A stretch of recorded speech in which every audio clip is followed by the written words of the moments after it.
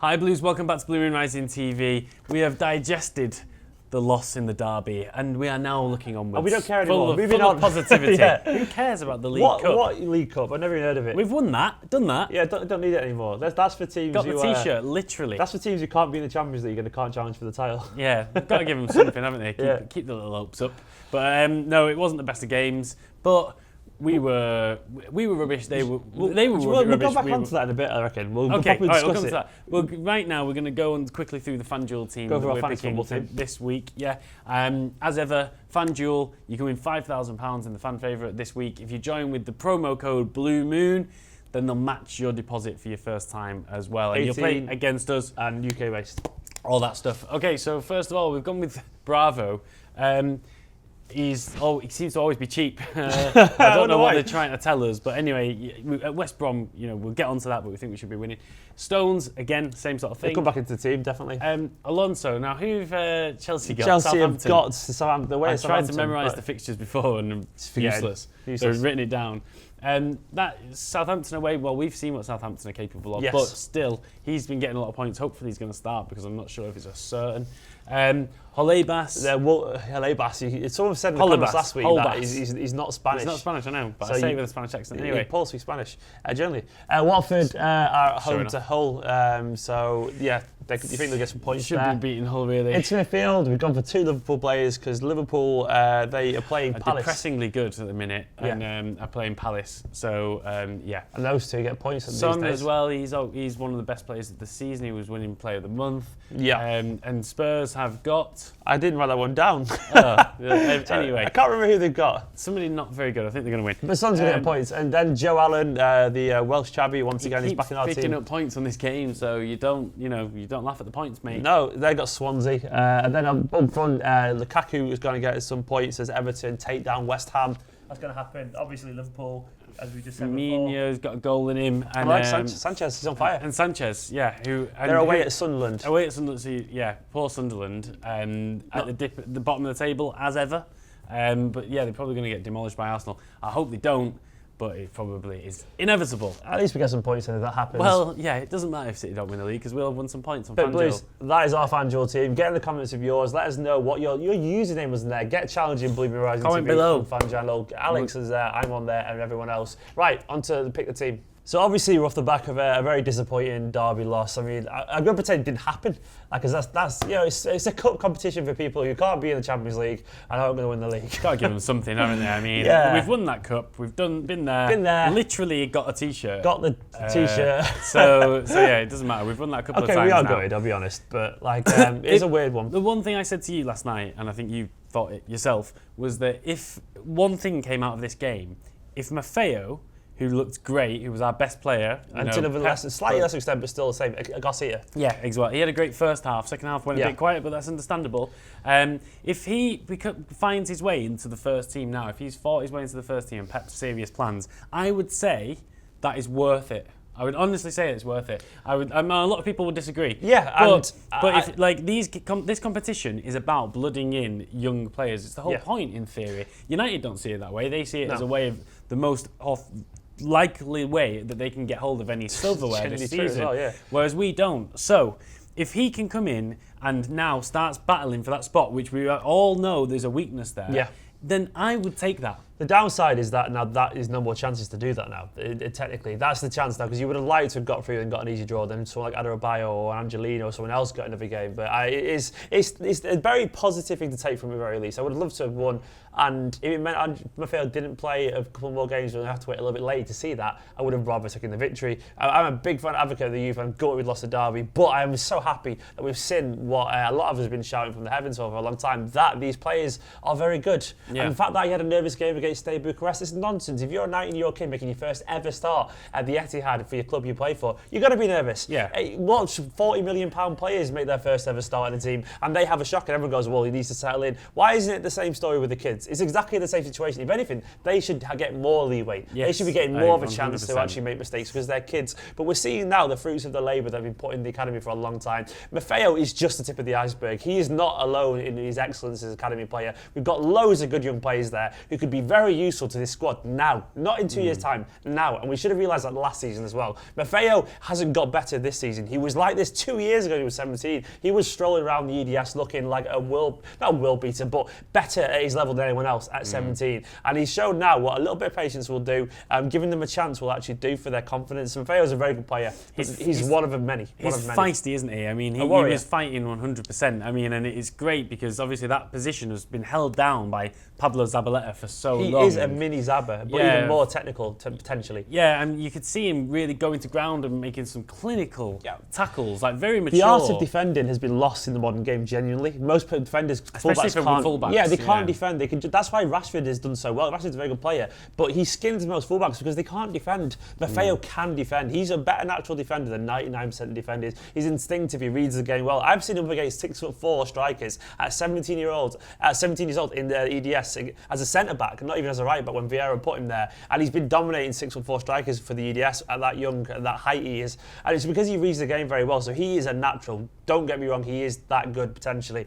He'll have some games where he's poor. It'll happen, but he has all the ability in the world, and we should give him a go now. Like Alex Garcia, I know some people were saying he made some sideways passes a lot of the time, but playing alongside Fernando and Nolito is not the same as playing alongside Silva and De Bruyne. Their movement will be incredibly better. It'll be loads better. They'll be moving around. They'll have passes for him to break the lines. That didn't happen last night, but then again, he didn't have the movement around him. But I saw him play great. some great 1-2s where he was just give and go, give and go, give and go. And that's the kind of play, expansive play, that City are trying to play and make their own, actually, in the Premier League. I like to think that last night might have been a watershed moment for some fans who think that you can't blood academy kids. You can do. We've been fed this lie for a long time that blooding kids is hard, and Premiership managers don't do it because you've got to win every game or whatever, and that you can't use them without losing 6-0 something. It's nonsense. You can play academy players in the right moment and they can improve the team and they can save you 40, 50 million pounds in the transfer market. We all want Bellerin because he's great, but Bellerin was exactly the same as Maffeo 2 or 3 years ago. He was a kid waiting for a chance. I would rather always have Maffeo on our team than Bellerin because he has been at City since he was 14 years old, and there's going to be young Manc lads coming through as well. I want to see us use these players because it means more. It's fun and it's very gratifying when we see these make the chance. But less of my rant about Maffeo now. Let's move on now. It's a very, very good point, all that, and I'm sure everybody wants us to talk about the youth team,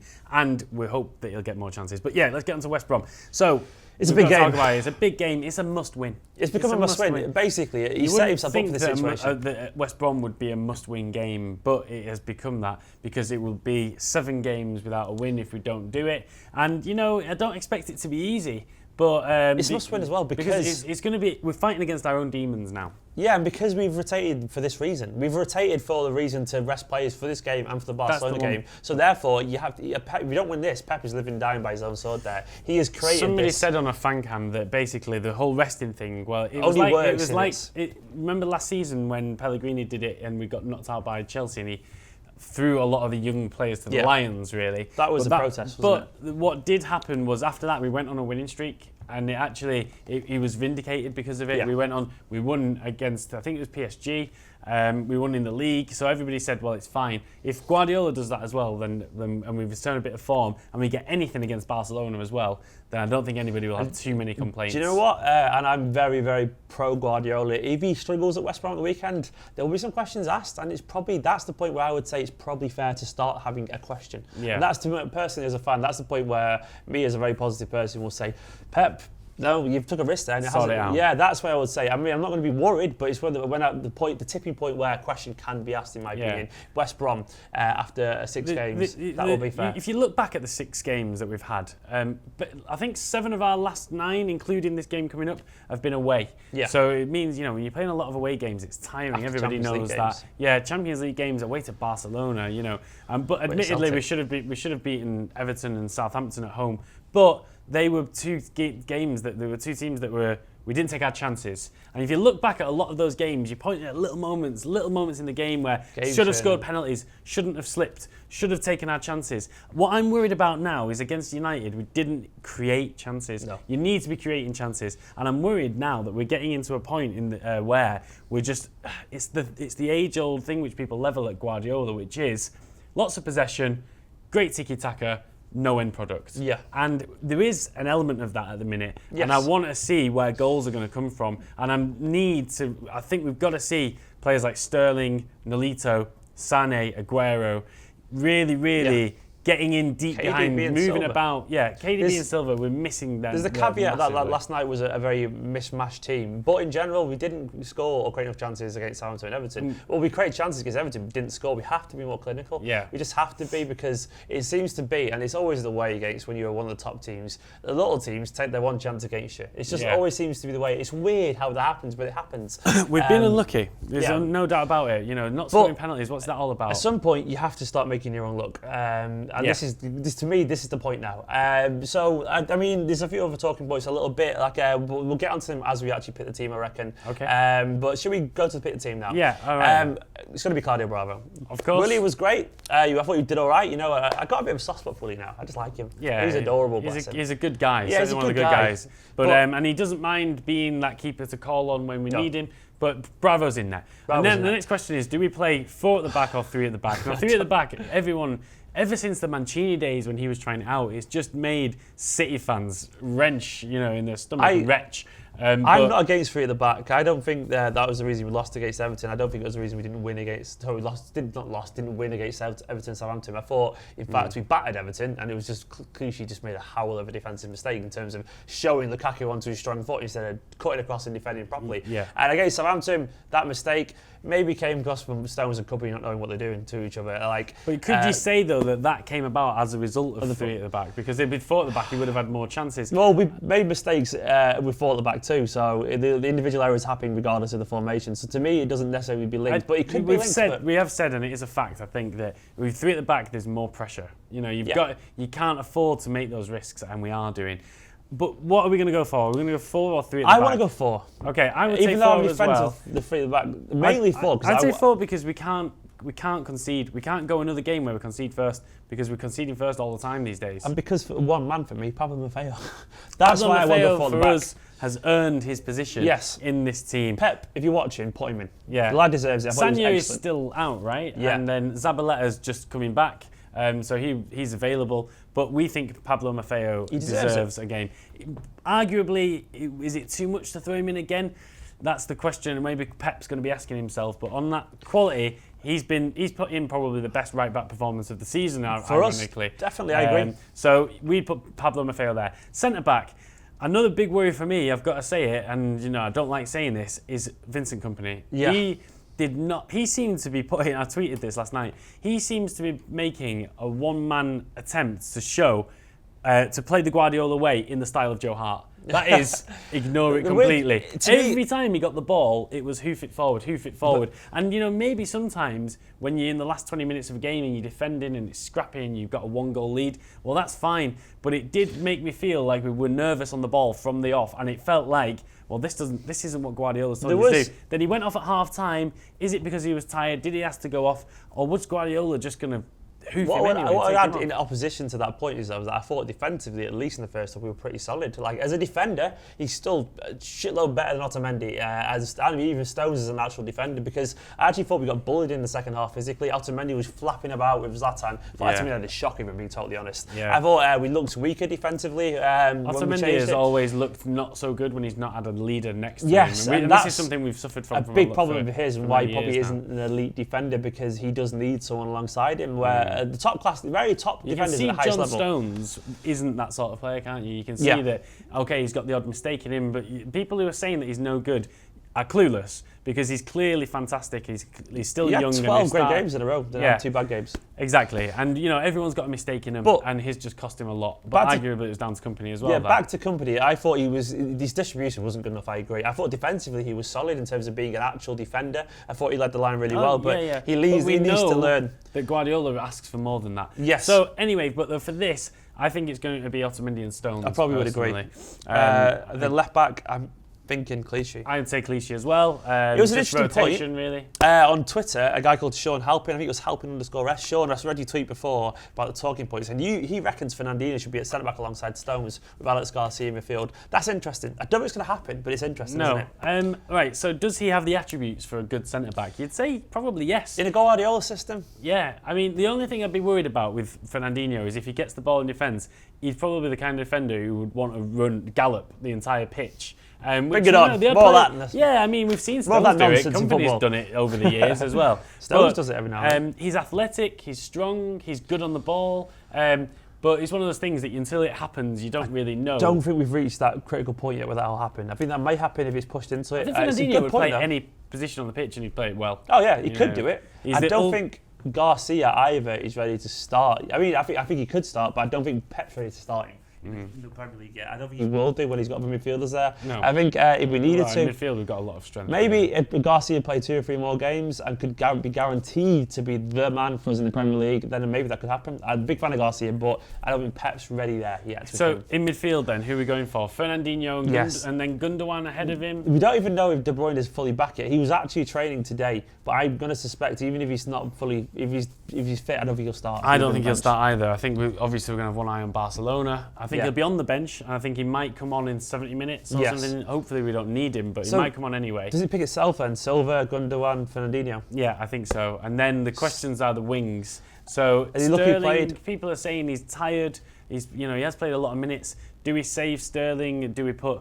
Nah, I think we play him on the right. Go with Sterling. Okay. And Aguero's going to start, I think, I'm almost certain. Okay, I'm down with that. A lot of people are calling for 4-4-2 as well.